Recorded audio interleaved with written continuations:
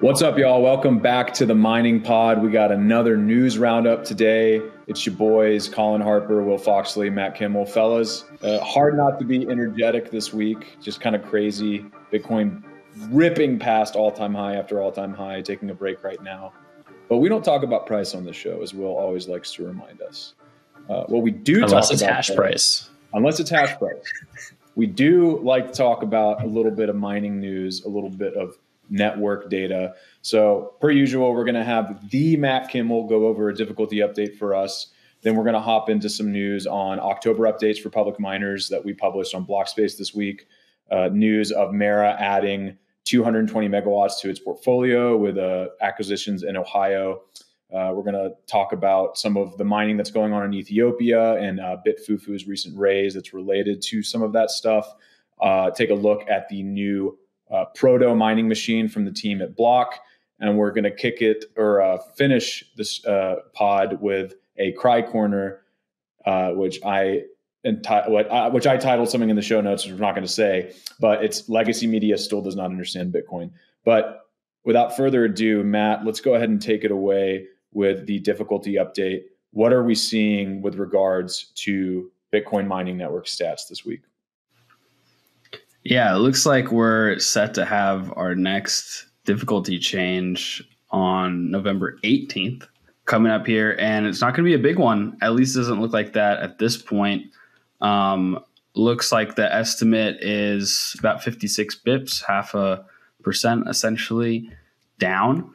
We'll see if that changes a bit, right? Because as already mentioned, Bitcoin price has absolutely ripped. I think it hit all-time high, but I think it peaked at over $93,000 per coin. And so we'll see if that entices some miners back onto the network. The difficulty is the highest it has ever been, right? As of the last difficulty change, about 10-ish days ago. But as Will loves to talk about, hash price, the revenue of kind of the general industry at large, we're at 50. Let's see. Let me get my number right here.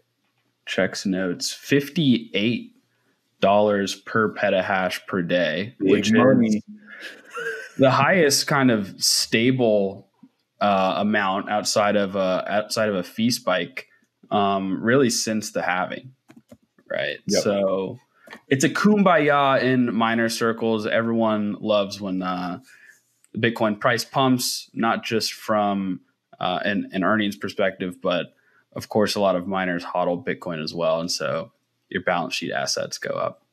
It's an exciting time in Bitcoin, exciting time to be a miner. Yeah, and coinciding with Bitcoin's pump, right? We actually had a surge in transaction fees overnight from runes minting. So maybe that'll swing the needle back into a positive difficulty update coming on November 18th. Curious to see it. And just to piggyback on one of your other points, yeah, hash price is the highest it's been since the halving, basically. I mean, we're basically on the cusp of $60 per petahash per day, barring some like very brief spikes, like you said, because of transaction fee activity. We haven't been here in a while. So that's, that might factor into things. Margins are still really thin for a lot of miners, especially those who do not have next generation machines. But regardless, a little bit of life breathed back into the industry this week. So let's go. Any other thoughts, gents, on the difficulty update before we hop into news? Absolutely no enthusiasm between the two of you for Bitcoin reaching 93K. Like, we can break the rule, right? We don't talk about price, Will. We can break the rule. And we're non-biased observers. We do not own any Bitcoin. We're observers. My entire net worth is in the S&P 500. I was looking back through the Miner Mag channel, and it was like a week ago, it said all-time high 80K Bitcoin. And then I scrolled a little bit more. It said all-time high 93K Bitcoin. I was like, this is a dream. And I did not see it happening that way. But we went from 78K or so to 90K so fast. We'll see what happens next few weeks before we close out the year. It was like a spring being wound, right? I mean, there's an on-chain analyst named Checkmatey. We had him on the Gwart show, I believe, a few months ago. Great analyst, really cool guy, fun to talk to. But he basically made the point that we were trading in such a tight range that there was only one way for this to move afterwards. It's either going to move violently downward or violently upward. The fact that we were, basically range bound between like 50 and 70K for the majority of 2024 was pretty incredible. I've never really seen consolidation at that high of a level for that long. And now we're obviously seeing this violent move upward as a result. It makes me uneasy though. I tweeted yesterday. It was like, it's like these all-time highs are coming so fast that it's making me legitimately frightened. Can the devs do something? There's something when Bitcoin moves this quickly where it feels like a paradigm shift in a way. But anyway, it's everyone's favorite tradition. It's a tradition like no other, that about every 4 years, the Bitcoin price rips so hard, a face melting rip, to the degree that the biggest Bitcoin bulls are even in shock, right? Yeah. Time and time again. And time-honored tradition to the mantra, no one owns enough Bitcoin. I'm sure a lot of our listeners, including myself, feeling that this week. But anyway, price aside, let's go ahead and move on to news. And the first item on the docket are October updates from public Bitcoin miners. We published this for the Mining Pod newsletter this week. It was a pretty routine October for a lot of these miners. Obviously, they're growing their hash rate, but they're not growing it fast enough to keep a pace with the rest of the network. And I'll get to that in a second. But generally speaking, there were a few winners and a few losers from last month. The biggest winner was HUD-8, which increased its total hash rate under management by 52%. And then other notable increases came from Cypher, CleanSpark, and Mara.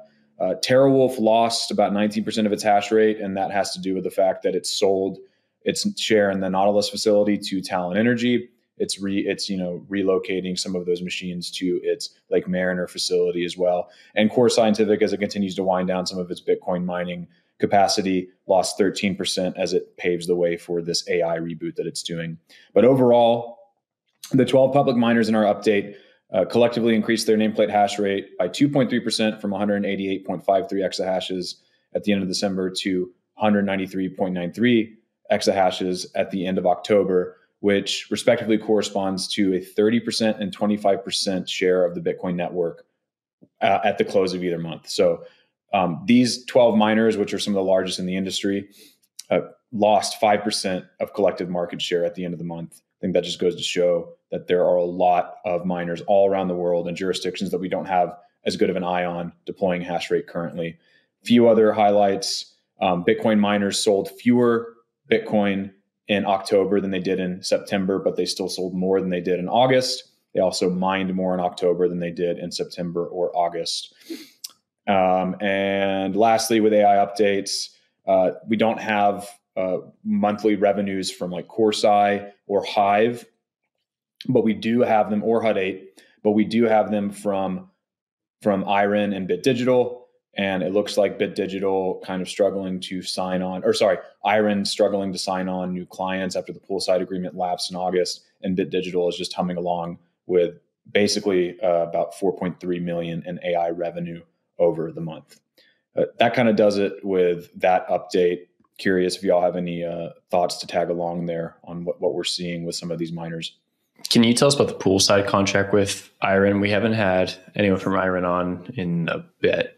So we probably should get them on, but I'm interested in that. So as far as I know, Poolside was kind of like their pilot client with their AI and HPC capacity. And they had them signed on through August, but Poolside did not re-sign. Now, Iron has said in press releases that they are working with other clients. Clearly they are, because they are bringing in revenue, right? It's just not as much as we saw when Poolside was their primary client for their HPC business. And they say that they're working with like 10 or so different companies to provide compute, but they have not announced a lead client, if you will, for this business line. Gotcha. Well, that's not great. In this case, they're just losing revenue at the moment. What are they doing with that HPC? Yeah, I mean, they had like 1.6 mil in HPC revenue, 1.3 mil in HPC revenue in August. In September, they had about 700,000. And then in October, they increased it from September to about 1 million.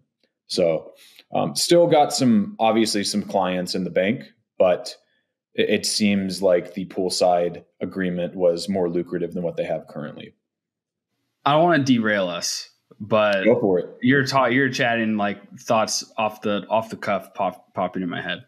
A lot of the public listed miners have taken this foray into HPC, hyperscale AI, right? And they've really committed down that track. What if we have kind of the historical mining cycle period of the gold rush actually come to fruition? Right? A lot of people thought this would come to fruition back when the ETFs launched, and there was, a new all-time high around maybe May. But now we've clearly broken out into the 90K range. Okay, what if like cycles of the past, price just outpaces hash rate like wild, and mining becomes much, much more attractive? You can't take the GPUs and start mining. It's not 2011. Can't do that. Right. No, and you can't just easily replace that capacity either, right? Like you're not just going to go in and like unseat all of these server racks for HPC or AI and then throw miners into them. And it's a CapEx heavy thing. You can't really turn back on that. It's an interesting point. I think it goes to show, though, one thing I would say is like to kind of counter it, or maybe this just speaks to maybe the point you're making. It's like for the Bitcoin miners, the opportunity is now for like a high beta play to Bitcoin. So it's like over the next year, if Bitcoin does what it has done on these last 4-year cycles, then like you're clearly going to want to be over allocated towards those miners. But if you're talking like 5 years, 10 years down the road, that's why you would invest in something like a Core Scientific or maybe a Bit Digital, because you're making a bet that over a long enough time horizon, they're going to be more valuable than the other miners. So it is an interesting point. I do think that, at least for the short term, some of these miners who decided not to go into the AI HPC play right now are going to probably be happy that they didn't do it. But as for after this cycle, who knows? What I'm hearing is that there's no token in AI HPC and they need a token. If they could just always sell into a liquid token, then there'd be no problem. But you gotta just wait for the AI. Just wait for AI tokens, bro. Yeah. So I guess this marks the end of the high point for our just decision to pivot into the AI pod as opposed to the mining pod, because there is some downsides here. That there's still a chance. There's still a chance. Don't sell yourself short. The other thing, one last point to what Matt was saying, we recorded a pod with Reggie Smith from JP Morgan this week, and it's coming out next week. But in one of his research notes, he makes the point that the margins and revenue potential of an AI data center are much larger than Bitcoin mining, but the ROI on a Bitcoin mine, if done properly, is quicker than an HPC or AI one, depending on where you are in the cycle, right? Like if you buy when CapEx is lower and you have favorable OpEx, you should be able to ROI it within a year or two versus an AI or HPC data center, which is longer than that. So kind of another thing to add there. But all of this is just, these are number crunching things. These are not like when you actually put this into practice, sometimes it looks much different. But anyway, I think it's actually, I want to riff on that for a second. It is kind of cool when you look at the compute landscape in general, how simple Bitcoin mining is, because that also gives more value or credence to the idea that Bitcoin is permissionless money. A lot of times when people talk about Bitcoin mining, they're like, it's so difficult. You have to get all the specialized hardware. You have to have all these things, and you do. But compared to like normal HPC AI companies, like the list is a lot shorter. So there's some value there. Yeah, and you don't have to find customers. Your customers are Bitcoin. This is a big one. That I think that's one of the most overlooked aspects of it too. It's like it's just so much more. Like hash rate is immediately liquid, where that's not true with AI compute. Yes.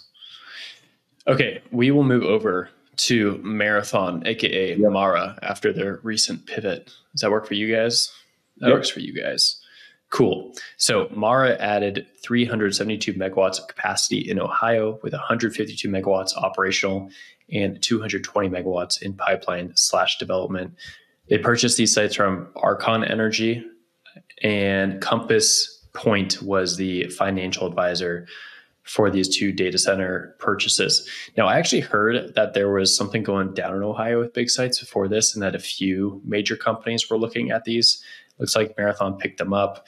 The purchase price for them was a little lower than expected. I believe they were both under $300,000 per megawatt per the Q3 that we looked at, right, Colin? So a little cheaper. Yeah, that's including like power and pipeline, though. So that's not active capacity. And I think that's an important distinction.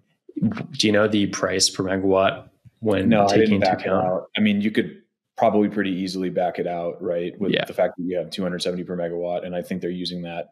I think the 372 is like the price that they're using there. I'm too regarded to give tricky public miners. Okay, so for those who don't know what price per megawatt is, basically this is a nice metric for understanding the cost to build infrastructure. So if you look at a site and it costs X amount of money to build it, and they have X amount of megawatts, you just divide it, and that gets you a cost per megawatt.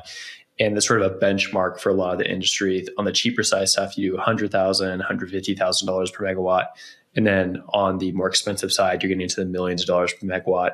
The millions of dollars is normally when there's AI HPC. A good AI HPC tier 3, 4 data center will be upwards of $10 million per megawatt. So if you're looking at this and seeing $300,000 per megawatt, that's really cheap. But obviously, if you're counting the non-deployed stuff, that's not really a fair way of doing it, because typically you are supposed to count the infrastructure that's already built or basically built before putting that in there. So it's kind of funny that happened. So if we assume that the purchase price that they're advertising of 270 per megawatt, 270,000 per megawatt is for the full build out that they are projecting for 2025, then that would put this at 100.4 million. And so if you actually use for the active capacity, it's 823,000 per megawatt, which for a turnkey data center is, I think, pretty favorable, right? Like you're probably not going to get it for much cheaper than that. No, yeah, it's super interesting. Okay, so in terms of more data here, all these are in Ohio, PJM Connect. There's a lot going on in Ohio right now. Texas, people love Texas. ERCOT's great, but I think we're seeing the eventual growth of Ohio, as many people have projected. And I think the last thing I'd say about this is this does push more assets into Marathon's hands versus that asset light strategy they've had for a while. I don't think we need to dwell on this too much more. If you are enjoying this part or maybe have Mara stock, go check out our Q3 summary that we did yesterday, or I guess by the time this comes out, it'll be from Wednesday afternoon.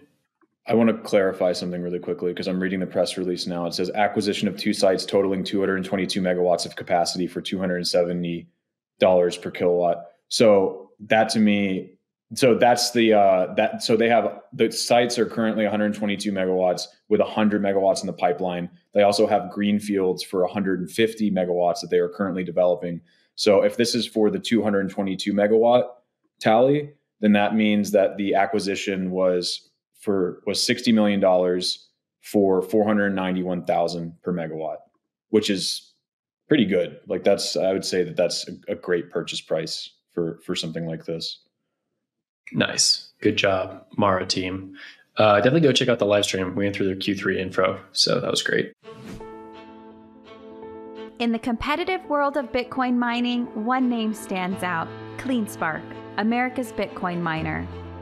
At CleanSpark, efficiency isn't just a goal, it's our standard. Our sophisticated facilities are built and led by expert teams who care about Bitcoin and the communities we work in. Scale, we've mastered it. Our large-scale operations have set us apart in the industry as examples of community-oriented building. Our track record speaks for itself. We navigate the complexities of the new economy with precision and with skill, continuously achieving operational milestones. Curious about how we do it? We invite you to discover the story behind CleanSpark's success at cleanspark.com. Matt, you are taking us across the globe to Ethiopia. We're going to revisit some numbers there.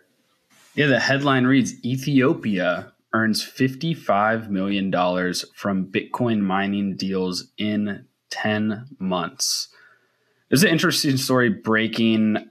I first heard about Ethiopia potentially getting into mining, I think in February it came out that they had a number of different agreements signed. It says here, Ethiopia has a state-controlled power regulation agency, the Ethiopia Electric Power, EEP. And they have agreements to sell electricity to 25 Bitcoin mining companies. And that's how it's resulted in 55 million US dollars.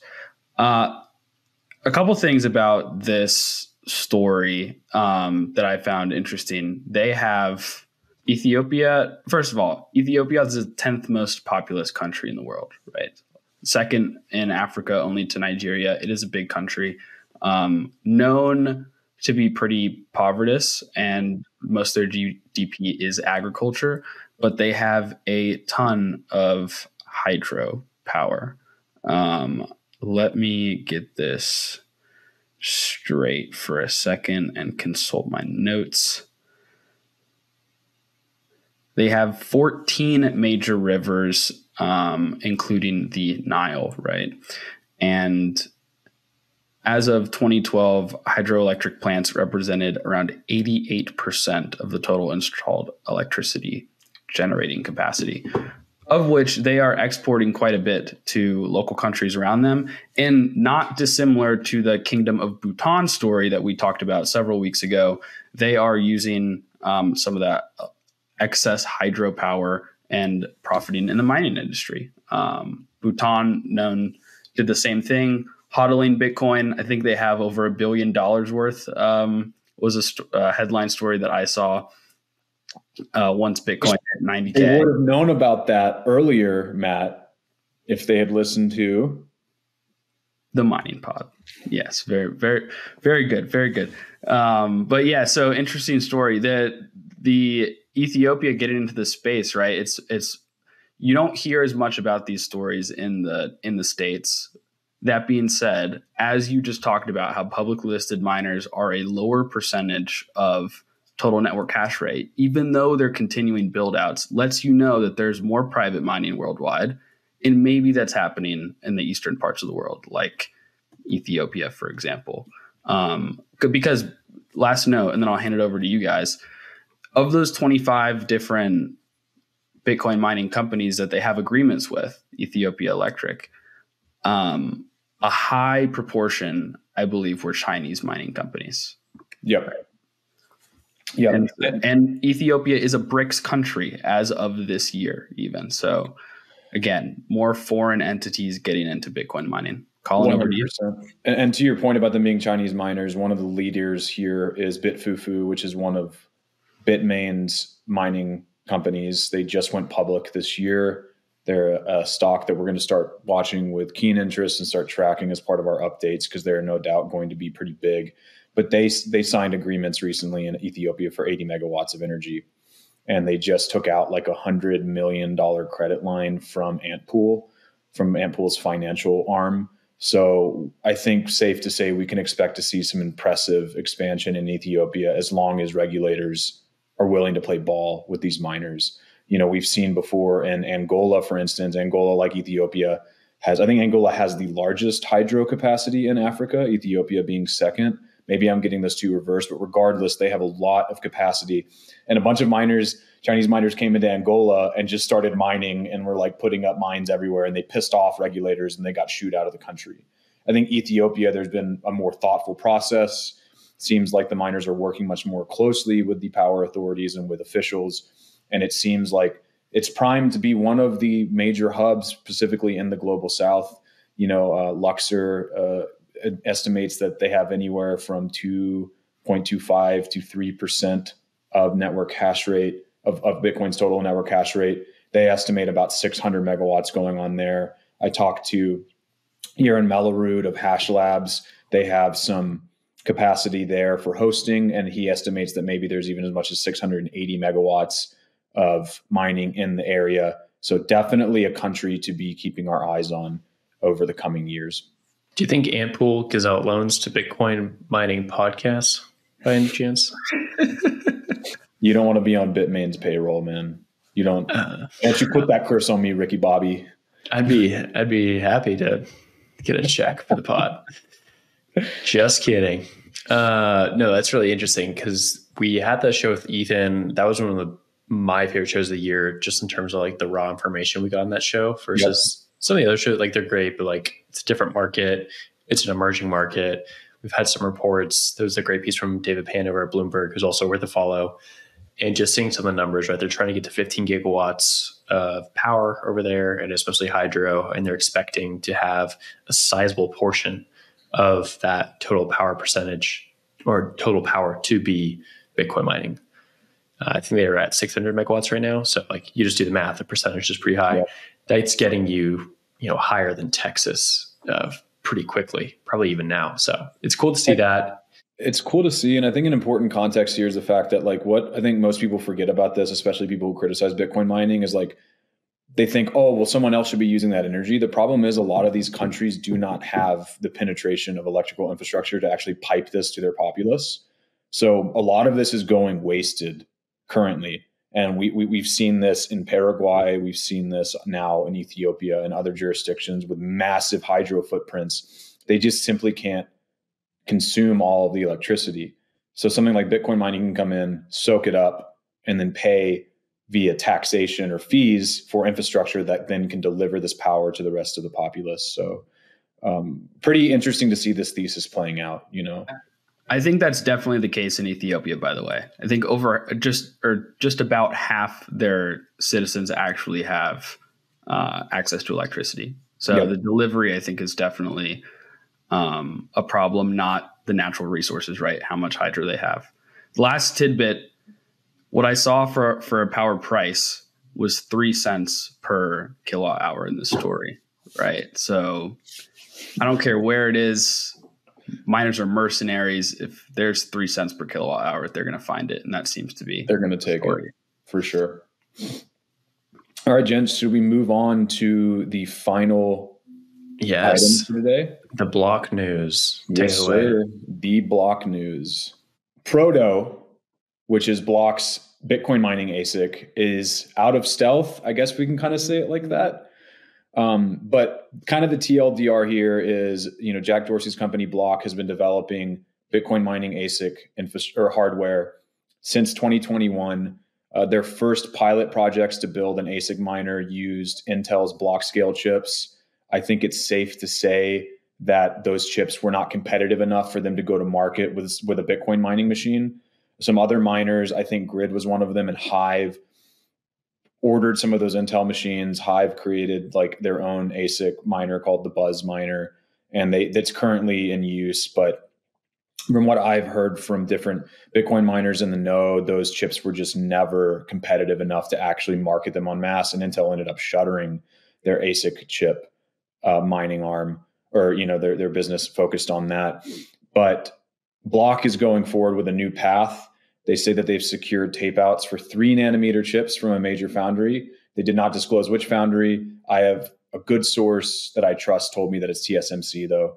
And if that's true, that's pretty big. That's going to mean that they can be competitive as long as they execute properly. But a few kind of caveats here. They have 15 exahashes on order with Core Scientific. That's their first big client, but there are currently no units in circulation. There might be testing units that I'm unaware of, but some sources that spoke on background said that they have not seen it in the wild, that they have not talked to anyone who's actually tested it. So the big question mark going forward is, can they actually pull this off at scale? Can they produce not just a chip that's viable, but can they also manufacture the ASIC miner in enough quantity to actually be able to, be competitive with Bitmain and MicroBT that have deeply entrenched moats with their own manufacturing process? That's really, I was doing some research recently on all these different, all the incumbents in the ASIC miner market, and then these entrants like Block and BitDeer. and Orodyne. And I just kept coming back to this question of, okay, well, designing the chip is already a Herculean task enough, but actually being able to scale your manufacturing capacity to the point to where you can go to a miner and say, yeah, we can produce tens of thousands of these for you per month, so that you can actually be considered seriously with some of the mega miners out there and the public miners. That's another thing entirely. So I think that's the big question going forward. Obviously, can this chip compete? But can they also ramp up their manufacturing to be competitive against the big dogs? And I hope they can. I mean, not trying to pick favorites, but like I'm rooting for any of these new Bitcoin ASIC miner manufacturers who are trying to come to market. I think it would be better for the industry in general.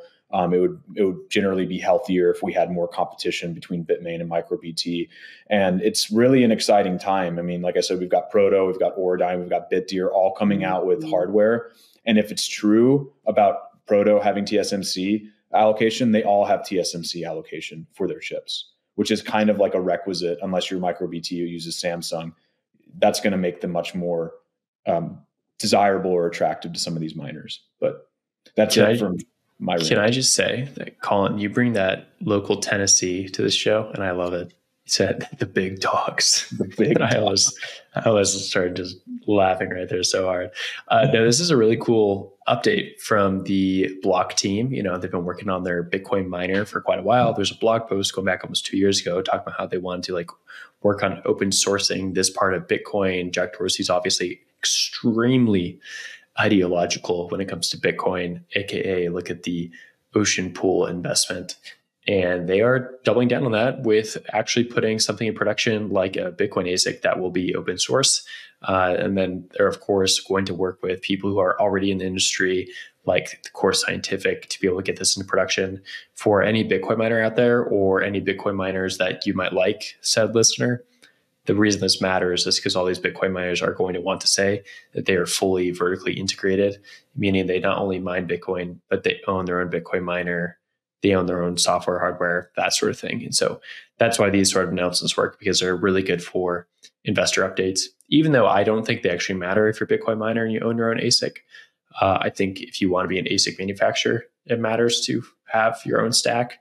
But for a Bitcoin miner, I don't think it matters too much. I think people still go for that play, though, because it sounds nice to be fully vertically integrated. Matt, any thoughts on that one? ASIC manufacturing has basically been an oligopoly for a while now. MicroBT, Canaan, Bitmain, the 2-ton gorilla in the room. What's interesting here, Jack Dorsey, I'm pretty sure, wound down TBD, the Lightning business that he has. He has his fingers in Bitcoin businesses and basically across the whole stack, right? He's got BitKey, the hardware wallet, had Lightning, mining. The timing of this is kind of interesting because it's post-Trump presidency and MicroBT, Canaan, Bitmain, all offshore, right? And what has the Trump administration continuously said over and over again? We're going to bring them back. All the jobs. Tariffs is the word that I was thinking of. And if you have basically a Colin was pretty close domestic manufacturer, that could play a serious part if they're successful and competitive in generating chips and actual machines, and the kind of offshore ASIC market is raising their prices due to the tariffs. A lot of the U.S. mining operations may actually want to switch over. That's something that I'm going to watch at least. A few thoughts on this. One, the way that the ASICs get around tariffs is they manufacture the parts in Asia and then they assemble them in the US, and they'll have little assembly plants. And there's very specific code around how these things can be manufactured.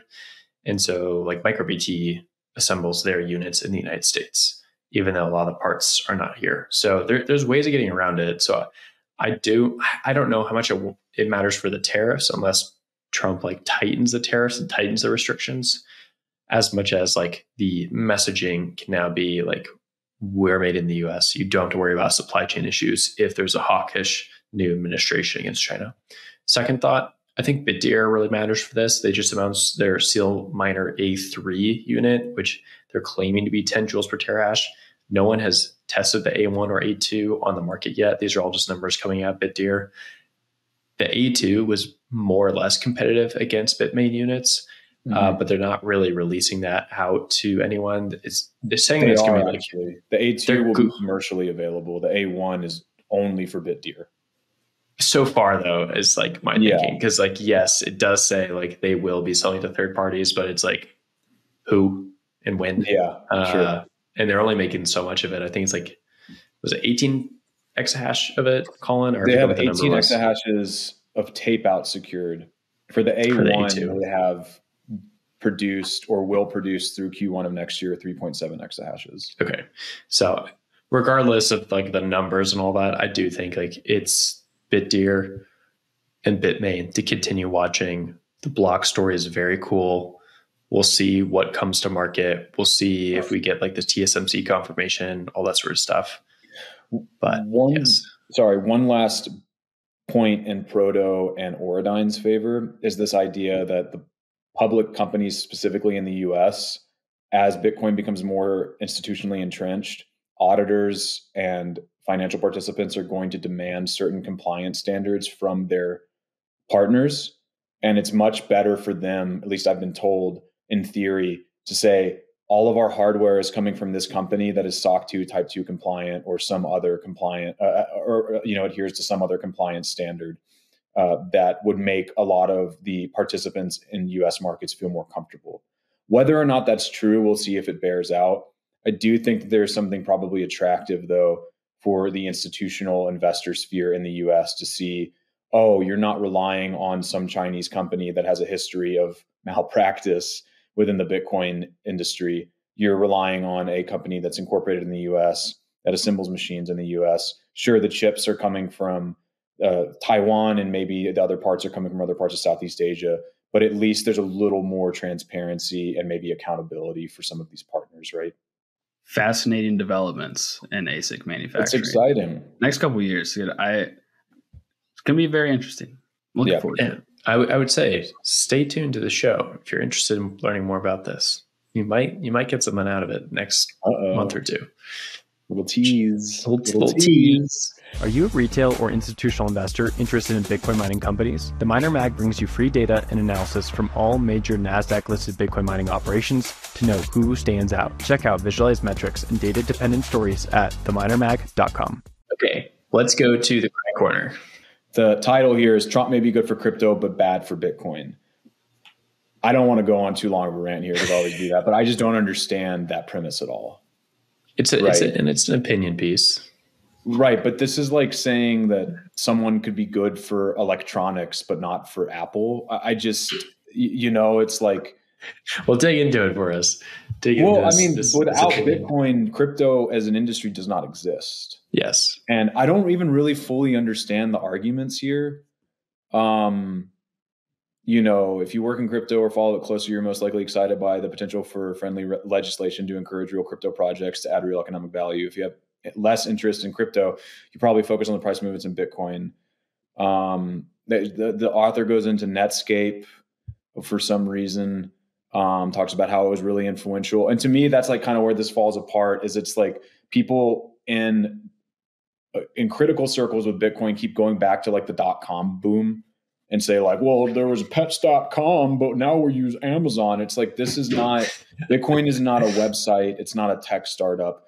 It's an asset that we've never seen before that exists in a class of its own.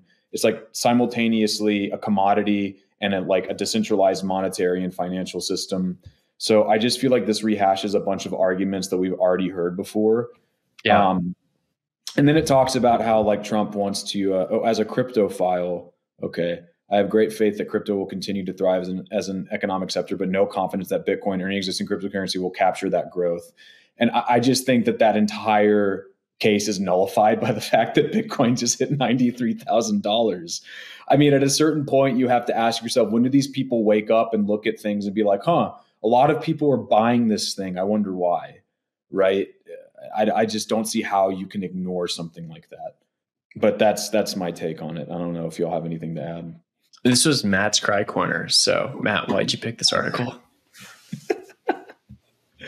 It's the cyclical story of people coming out and basically saying that, oh, Bitcoin was the first cryptocurrency, and therefore, as a technology, it will be outgrown by innovation that comes thereafter. And what's constantly missing is that Bitcoin was not the first experiment in electronic money, right? It was just the first one that worked really successfully.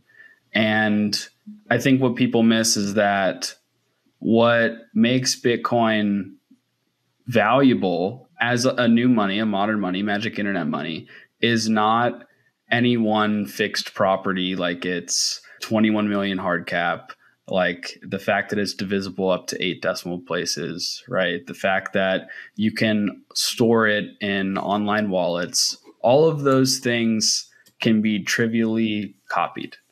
Anyone with ChatGPT in high school could go and deploy a new version of Bitcoin, right? The code is completely open source out there in the open. And you just change a couple parameters and launch your own. What you can't mimic is the distribution of its initial supply, the distribution of wealth in the system, the thousands and thousands of independent node runners around the world. It's liquidity in different spot exchange markets, right? It's acceptance from merchants. It's that network effect in those relative properties that makes Bitcoin special and more likely over time to actually be a competitive money globally, an actual alternative system.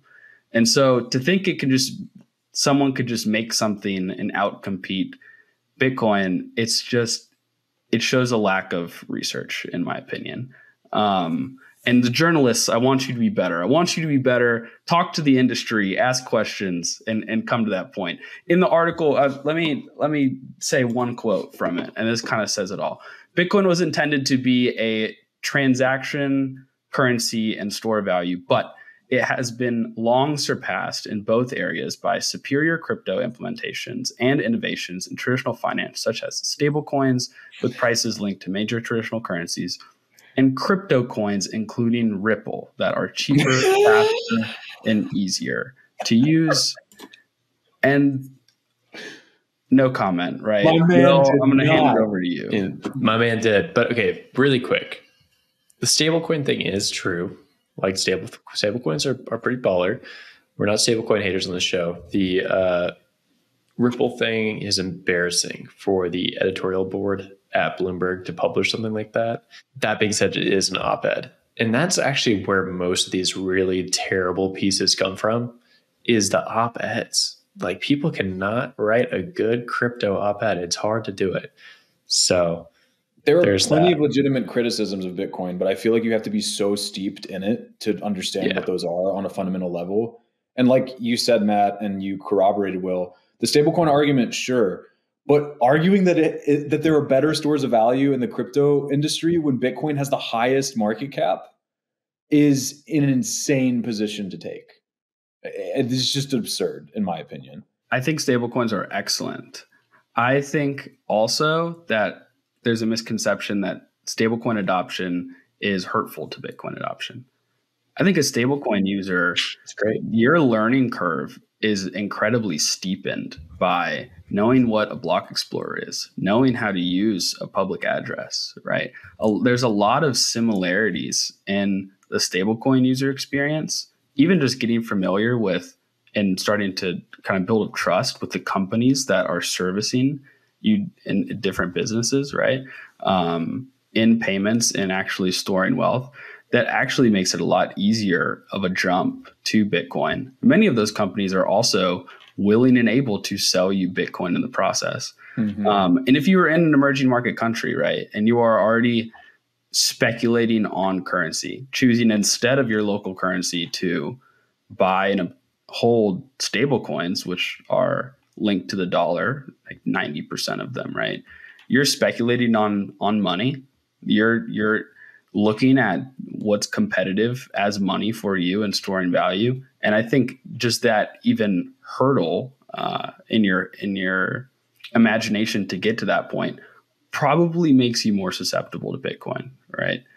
That's just my 2 cents. This author also mentions Cardano. That's a cute end of the show right there. You said the dirty word. Okay.